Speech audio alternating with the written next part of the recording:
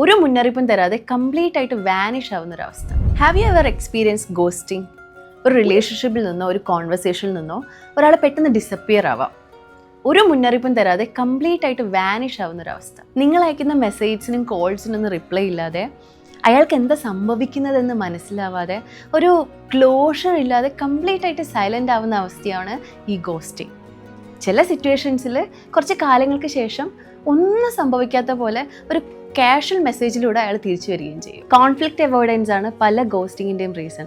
അതായത് ഈ ഡിസഗ്രിമെൻറ്റ്സും ആർഗ്യുമെൻറ്റ്സ് ഒക്കെ വരുമ്പം അത് ഫേസ് ചെയ്യാതിരിക്കാൻ, അതിൽ നിന്ന് എസ്കേപ്പ് ചെയ്യാൻ വേണ്ടിയിട്ടാണ് പലരും ഗോസ്റ്റിംഗ് ചെയ്യുന്നത്.